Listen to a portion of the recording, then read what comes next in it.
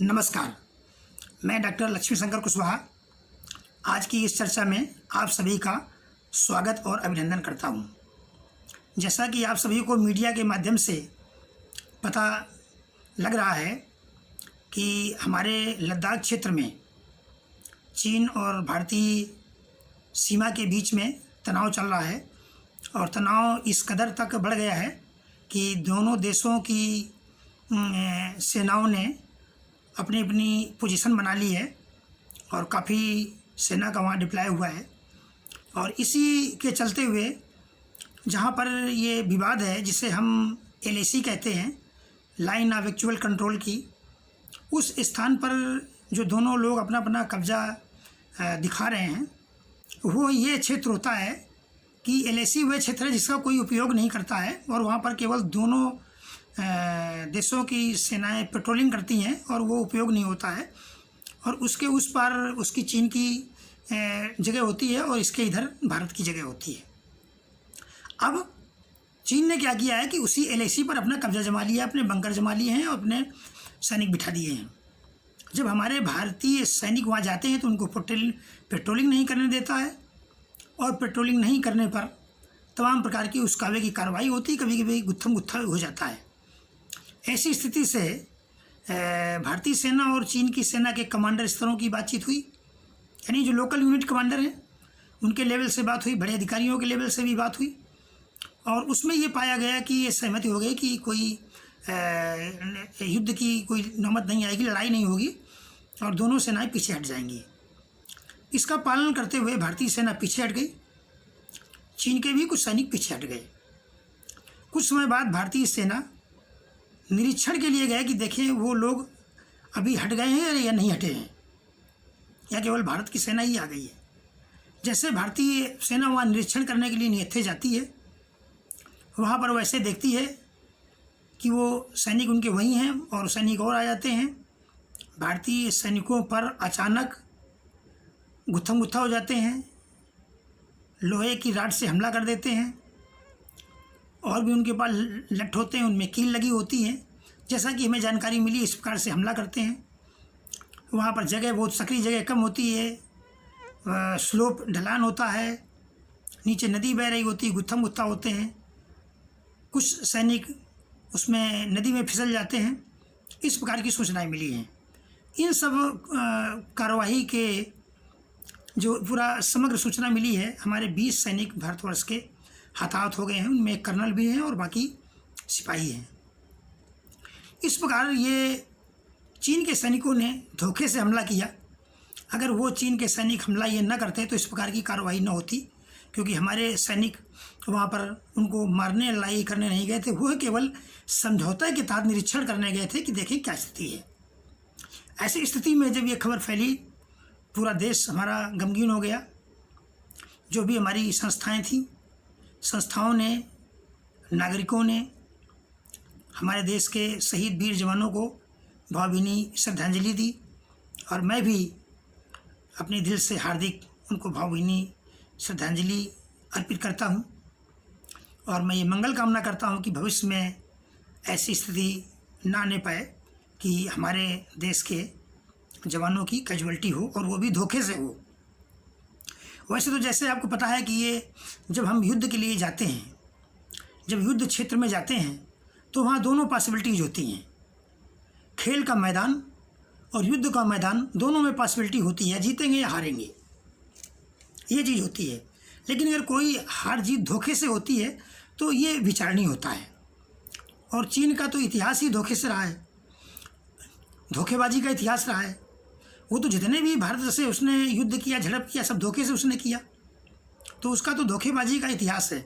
तो हमें और हमारे सैनिकों को ये चाहिए कि वो इस बात का ध्यान रखें कि चीन की नीति क्या है और धोखेबाजी में कितना स्ट्रांग है। उसके ऊपर इतना ही विश्वास करना चाहिए जितना कि ज़रूरी हो। उसके ऊपर पूरा विश्वास करने की ज़रूरत नहीं है, क्योंकि वो धोखेबाजी में लगातार है, कांस्टेंट है, वो एकदम कांस्टेंट है। तो इस प्रकार से हमें जब उनसे बात करते हैं, युद्ध क्षेत्र में जाते हैं, हमें सतर्क रहना चाहिए और सतर्क रहने के साथ साथ हमें अपनी चौकसी निरंतर बरतने बरतना चाहिए। अब ये आज ये जो माहौल देश में गमगीन माहौल हो गया है, जो ये हमारे 20 जवान शहीद हुए, जनता का चीन के प्रति गुस्सा होना स्वाभाविक है। जनता क्या कर सकती है? जनता जो जनता का काम करना होगा, जनता अपना काम करेगी। वो जो नागरिक की ड्यूटी है, नागरिक कर्तव्य करेगी। बाकी तो काम सेना अपना काम करेगी, सरकार अपना काम करेगी। लेकिन जो देश की जनता है और जो चीन की सरकार और चीन की सेना के प्रति जो उसको गुस्सा आया है, नफरत आया है, इससे जनता ने एक काम के लिए संकल्पित होना शुरू कर दिया है, और वो है चीनी सामान का बहिष्कार। अब चीनी सामान का बहिष्कार ठीक भी है।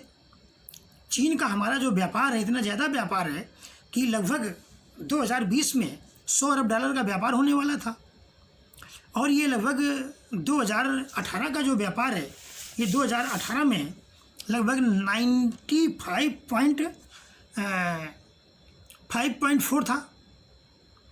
इतने अरब डॉलर का व्यापार था, इतना व्यापार हुआ है।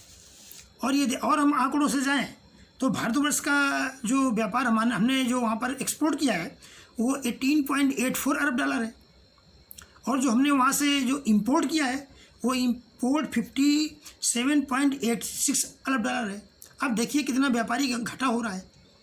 ये व्यापारिक घाटा हो रहा है और चीन हमारे ही कहते हैं कि खरीदारी से मालोमाल हो रहा है, और मालोमाल हो रहा है, और दूसरी बात वो हम ही से धोखेबाजी कर रहा है। अब ये बात तो आम जनता को पता चल गई कि चीन हमारे ही पैसे और व्यापार से गोली बारूद लाता है, और हम ही को गोली दिखाता है, हमारे सैनिकों को मारता है, वो भी धोखे से मारता है। वो किसी भी अपने वादे पर कायम नहीं रहता है। यद्यपि ऐसा है कि जो लोग सैन्य विज्ञान के विद्यार्थी या प्रोफेसर, उनको ये बात अच्छी तरीके से पता है कि युद्ध के लिए ये अचानक वार कर देना, छिप के वार करना, दुश्मन को पता ना चले, ये सब रणनीति का हिस्सा है। तो वो चीन अपना रणनीति का हिस्सा किया करता है। अब भारतवर्ष की जो नीति रही है, ये धर्म नीति रही है। यहाँ पर धर्म से काम होता है, यहाँ हम पूर्णतया पालन करते हैं, यहाँ हम धर्म युद्ध लड़ते हैं। अब धर्म युद्ध में तो धोखा कभी कभी हो जाता है, लेकिन इसी चीज़ को देखते हुए भारतीय जनता में चीन की धोखेबाजी के प्रति नफरत और आक्रोश है। वो नफरत और आक्रोश चीन के उत्पादों के बहिष्कार के रूप में बदल गया है। अब जब ये बदल गया है तो आज जगह जगह लगभग देश के हर प्रदेश में और लगभग हर जगह ऐसी क्या कहते हैं कि मीडिया में, टेलीविज़न में खबरें देखने को मिल रही हैं, दृश्य देखने को मिल रहे हैं कि लोग चीन के सामान को जला रहे हैं, बहिष्कार कर रहे हैं, और चीन के सामान को प्रयोग करने के लिए न प्रयोग करने के लिए संकल्पित हो रहे हैं कि हम चीन का सामान प्रयोग नहीं करेंगे। इस प्रकार की इतनी स्थितियाँ बन रही हैं। अभी सरकार की ओर से भी एक नोटिफिकेशन जारी हुआ है, उसने भी BSNL और ये जो दूरसंचार महानिगम लिमिटेड के ऑफिस है, उनको भी चीन के सामान का प्रयोग करने से बचने की हिदायत दी है। ये जो जितने भी प्राइवेट कंपनियां हैं, जो प्राइवेट दूरसंचार कंपनियां हैं, ये जो ऑपरेट करती हैं, इनको भी सलाह दी गई है कि आप भी चीनी सामान का उपकरणों में प्रयोग ना करें। यह एक बहुत अच्छी बात है। सुना है, अनुमान है कि सरकार अभी और कुछ चीज़ों की लिस्ट बना रही है कि ये सामान प्रयोग नहीं होना चाहिए। और इधर जो व्यापारिक संगठन है, उन्होंने भी लगभग 300-400 सामान की लिस्ट बनाई है, वो भी चीन के सामान का बहिष्कार कर रहे हैं। और ये मेरा चीन के सामान या उत्पाद के बहिष्कार करने का ये मेरा तीसरा एपिसोड है। 2 एपिसोड मैं ऑलरेडी मैं बना चुका हूँ। आप लोग उसको कभी टाइम लगे तो आप उसको देख सकते हैं। तो ये सबसे बड़ी बात ये है कि चीन के उत्पादों का बहिष्कार इसलिए होना चाहिए कि ये भारतीय स्वदेशीकरण और भारतीय व्यापार के पक्ष की बात है। जब तक हम चीन का सामान परचेज करते रहेंगे, सस्ता सामान परचेज करते रहेंगे, भारतीय कंपनियों का उत्पादन नहीं बढ़ेगा, वो हतोत्साहित होती रहेंगी, और हमारा जो व्यापारिक लाभ है वो चीन के पास जाता रहेगा। हम गरीब होते रहेंगे, चीन अमीर होता रहेगा, और चीन हमें आंख दिखाता रहेगा और अपनी क्या कहते हैं जगह जगह पर हेकड़ी करता रहेगा। इसलिए ये आवश्यक है कि जब हम नागरिक, भारतवर्ष के नागरिक और भारतवर्ष के नागरिक जो विदेशों में रहते हैं, वो भी व्यापारी हैं, जो लोग भारतवर्ष को अपनी मातृभूमि समझते हैं और जिनमें लगाव है। अगर वो जो प्रवासी भारतीय हैं विश्व के किसी भी कोने में, वो भी अगर चीन के उत्पादों का बहिष्कार कर लें और चीन का उत्पाद न लें, दूसरे देश का उत्पाद लेने लगें, दूसरे देशों को काम चलाएं, जो हमारे मित्र राष्ट्र हैं उनका सामान लें, तो चीन की निश्चित रूप से कमर टूट जाएगी। और वो ऐसी कमर टूटेगी कि जिस प्रकार से आज चीन के लोगों को लोग नफरत करते हैं कोरोना वायरस की वजह से, कि चीन ने एक बहुत बड़ा धोखा दिया कोरोना वायरस फैला करके पूरी दुनिया में, उसी प्रकार से आज जो इसने भारतवर्ष में अटैक करके धोखेबाजी की थ्योरी अपनी फैला रहा है और पुख्ता कर रहा है, इस प्रकार से ये पूरी विश्व में अलग थलग पड़ जाएगा। और सामरिक दृष्टिकोण से पड़ेगा, कूटनीतिक दृष्टिकोण से पड़ेगा, व्यापारिक दृष्टिकोण से पड़ेगा। मित्रों, सरकार तो इस बात का सीधे ऐलान नहीं कर सकती है कि सरकार विश्व स्वास्थ्य संगठन और अंतर्राष्ट्रीय नियमावली और चीन के एग्रीमेंट से अभी बंधी हुई है। जब तक भारत और चीन के राजनयिक और ये संबंध समाप्त नहीं हो जाते हैं व्यापारिक, तब तक भारतवर्ष की सरकार ऐसा ऐलान नहीं कर सकती है। लेकिन जितने हम लोग हैं, नागरिक लोग हैं, नागरिक के अलावा जो सरकारी कर्मचारी के संगठन हैं, जो सामाजिक संगठन है, जो पॉलिटिकल संगठन है, मेरा सभी से अनुरोध है, ये अगर इस प्रकार से ठान लें तो चीनी सामान का बहिष्कार संभव है। चीनी सामान का बहिष्कार का एक तरीका भी है, ये भी विचारणीय है। जो सामान हम परचेज कर चुके हैं, जिसका हम पैसा दे चुके हैं, सामान के चीन के पास पैसा जा चुका है, चीन फलीभूत हो चुका है, वो सामान हम उपयोग कर लें, क्योंकि उसमें हम पैसा दे चुके हैं। ये हमारी बुद्धिमत्ता है। हम भविष्य क्या करें कि आज हम 18 जून को ये वीडियो शूट कर रहे हैं और 19 जून से जो सामान परचेज करना है वो सामान परचेज ना करें, ये हम प्रयास करें। और ये सामान कहाँ परचेज ना करें? ये सामान जो हमको चीन से आयात करना है। अब भारतवर्ष की जो भूमि में ये जो आयात होना है, वो आयात को हम रोक दें, वो सामान न लें।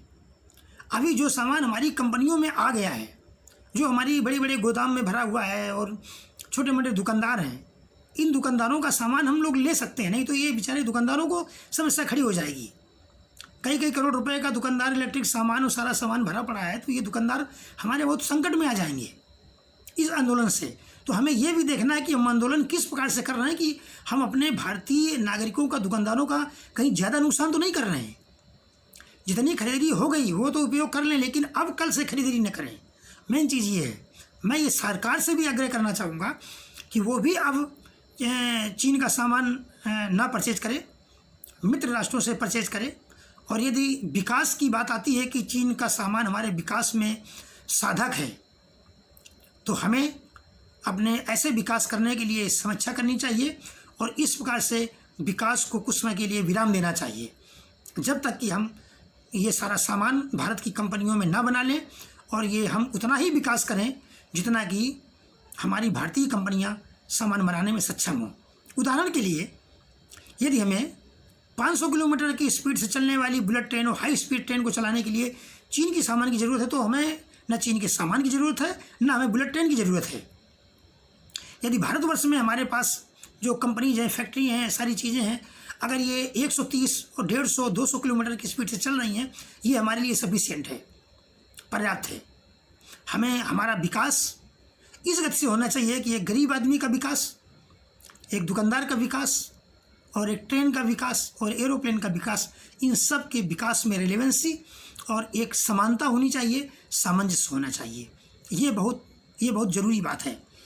अब देखते हैं कि हम भारतवर्ष के लोग कितना चीन का सामान आयात करते हैं। आयात हम बहुत करते हैं। मुझे मीडिया के माध्यम से सुनने को मिला कि दिल्ली की जो कंपनियां, छोटी मोटी कंपनियां, घरेलू उद्योग कभी सामान बनाया करते थे, आज उन्होंने फैक्ट्री बंद करके उन्होंने केवल चाइना के सामान का गोडाउन बना लिया है। इसी प्रकार से पूरे देश की स्थिति हो गई होगी। अब आज ये स्थिति है कि वो जो गोडाउन है, वो गोडाउन को फैक्ट्री में परिवर्तित करने की आवश्यकता है। और कुछ समय यदि हमको तकलीफ सहना पड़े तो ये हमें ग्राहकों को, फैक्ट्री को, सभी को तकलीफ नहीं, ये हमारा एडजस्टमेंट है और आत्मनिर्भरता है। हम जब भी कभी आत्मनिर्भर होंगे तो हमें कुछ ना कुछ समस्याओं का सामना करना पड़ेगा और वो सही समय अभी है, ताकि हम चीन को सही तरीके से सबक उसको सिखा सकें। आइए देखते हैं हम चीन से कितने सामान आयात करते हैं। हम मुख्य रूप से 3 सामान चीन को भेज पाते हैं यानी एक्सपोर्ट करते हैं, और 10 सामान वहाँ से हम आयात करते हैं। तो पहले देखते हैं हम उसको भेज क्या पाते हैं। हम उसको चाय, मिर्च, मेहंदी पाउडर और हीरा और कुछ सामान, बस 3 कैटेगरी में हमारा सारा एक्सपोर्ट सिमट जाता है। और ये जो हम वहाँ से आयात करते हैं, आयात करने की लंबी सूची है। 10 कैटेगरी में हम आयात करते हैं, 10 सामान है 10 कैटेगरी में। फर्स्ट कैटेगरी में इलेक्ट्रॉनिक सामान उपकरण है, दूसरे में मशीनरी रेल का सामान है, न्यूक्लियर रिएक्टर है, थर्ड में ऑर्गेनिक केमिकल्स हैं, और इसी प्रकार से प्लास्टिक, आयरन, स्टील मशीनरी, चश्मे, मेडिकल इंस्ट्रूमेंट व सर्जिकल इंस्ट्रूमेंट, फर्नीचर, खेल का सामान, खिलौने, जूते, चप्पल। आप ये देखिए कि 4 प्रकार के सामान, तो देखने में ये बड़ा आश्चर्य है कि फर्नीचर पेड़ से लकड़ी से बनते हैं, हमारे यहाँ बनते रहे। खेल का सामान, खिलौने, जूते, चप्पल, क्या ये भी हमें सामान चीन से आयात करने की ज़रूरत है? पुनः विचार करें, क्या ये भी ज़रूरत है? हम अपने लिए हम ये भी नहीं बना सकते हैं? इतना पढ़ लिख गए, सारा काम कर गए, और जूते, खेल का सामान, खिलौने, फर्नीचर नहीं बना सकते हैं? इसमें कौन सी बड़ी रॉकेट साइंस है? ये तो हमारे ग्रामीण परिवेश में, अगर आज के 50 साल में जाता हूँ, जब मैं 4-5 साल का था तो ये सब सामान गाँव में बनते थे, और गाँव में नहीं बनते थे तो एक घर में खिलौने 1-2 होते थे। आज की तरह नहीं कि घरों में खिलौने भरे पड़े हैं, फर्नीचर भरे पड़े हैं, जूते चप्पलों की लाइन लगी है। अरे हम इतना सामान परचेज करें जितने में हमारा काम चल जाए। ये नहीं कि सामान बहुत ज़्यादा सामान आ गया। इस प्रकार से मेरा आप सभी से आग्रह है कि ये जो प्लास्टिक का सामान है, फर्नीचर है, खेल का सामान है, खिलौने, जूते चप्पल हैं, इन सभी का उत्पादन भारतीय बाज़ार में हो, भारतीय सामान हम उपयोग करें, तो हमारे भारतीय व्यापारियों को, भारतीय दुकानदारों को, भारतीय कामगारों को, इन लोगों को फ़ायदा होगा, और भारतीय सरकार को भी फ़ायदा होगा। और उनमें हम सभी हो सकते हैं। उनमें हम मैन्युफैक्चरर भी हो सकते हैं, हम कस्टमर भी हो सकते हैं, हम नौकर भी हो सकते हैं, मैनेजर भी हो सकते हैं। तो अल्टीमेटली फलीभूत हमारा ही सबका है।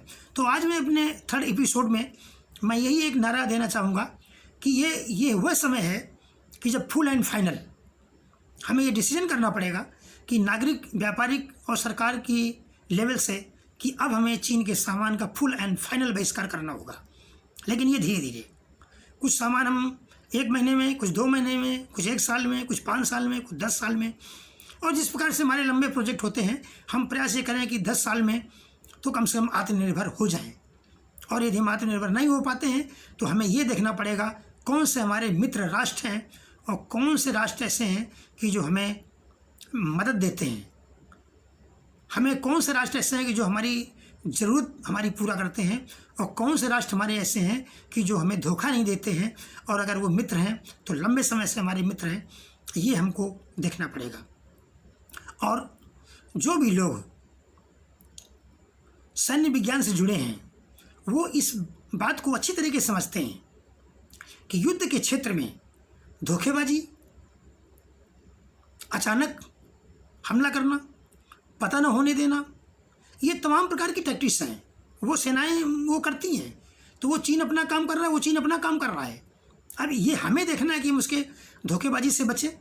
और दूसरी बात ये और बात है कि अगर किसी देश में सीमाओं में अगर सीमाएं खाली पड़ी रहेंगी और निगरानी नहीं होगी किसी भी क्षण, तो कोई ना कोई तो आँख गड़ाए बैठा है। हम अपने खेत में जाते हैं तो खेत में लोग कब्जा कर लेते हैं, प्लाट में जाते हैं प्लाट की बाउंड्री में कब्जा कर लेते हैं, अगर घर में सचेत नहीं है तो वहाँ लोग कब्जा करने का प्रयास करते हैं। इसी प्रकार से हमारी राष्ट्र की बाउंड्री है। अगर हमारी राष्ट्र की बाउंड्री में कांस्टेंट, एकदम कंटिन्यूअस, कांस्टेंट नॉट कंटिन्यूअल में रुक के अगर हम कंटिन्यूअसली अपनी सीमाओं की, बाउंड्री की देख रेख नहीं करते हैं, चाहे सर्दी हो, चाहे गर्मी हो, चाहे पाला हो, चाहे ओला हो, कुछ भी हो, वो अलग चीज़ है, तो फिर हमारी उसमें कोई ना कोई तो घुसपैठ करेगा। और इस घुसपैठ से बचने का एक ही तरीका है कि जितना हो गया। अब भविष्य में हमारी सीमाओं की इतनी चौकसी होनी चाहिए, इतना विजिलेंट हम लोग रहें कि किसी प्रकार से वो घुसने में कामयाब न हो। और इसके सारे एक चीज़ और भी है कि वहाँ के जो लोकल गांव के लोग हैं, उन लोकल के गांव के लोगों की भी सहायता ली जा सकती है। क्योंकि वो लोग वहीं रहते हैं, वो जल्दी आहट पहचान लेते हैं, वो हमेशा रहते हैं। तो इस प्रकार से इस चर्चा में आज में हम लोगों ने ये जाना कि किस प्रकार से चीन धोखेबाजी करता रहता है और हमारे लिए संकट खड़ा करता रहता है, और हम लोगों ने किस प्रकार से एक वीणा उठाया है। और चीन का मीडिया इसको राष्ट्रवादियों की चाल बताने की कोशिश कर रहा है।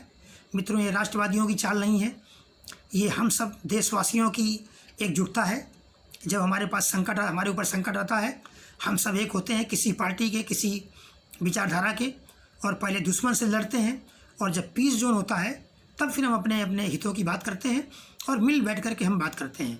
तो आज ये समय है, हम सभी सेना का साथ दें, राष्ट्र का साथ दें। इधर कांग्रेस की वरिष्ठ नेत्री अध्यक्षा कहिए, आप सोनिया गांधी ने भी सरकार का साथ देने की बात की है, ये खुशी की बात है, और सभी लोग साथ हैं। सरकार को भी चाहिए कि सही तरीके से निर्णय ले, और सेना को भी चाहिए कि वो अच्छे मनोबल से और अच्छे तरीके से राष्ट्र की सेवा में तल्लीन रहे और संलग्न रहे। और इसी चर्चा के साथ में मैं आज अपनी वाणी को विराम देता हूँ। आप सभी लोग मेरी चर्चा सुनते हैं, फॉरवर्ड करते हैं, लाइक करते हैं, इसके लिए मैं आपका पुनः एक बार आभार व्यक्त करता हूँ। और इसी के साथ में थैंक यू वेरी मच। जय हिंद।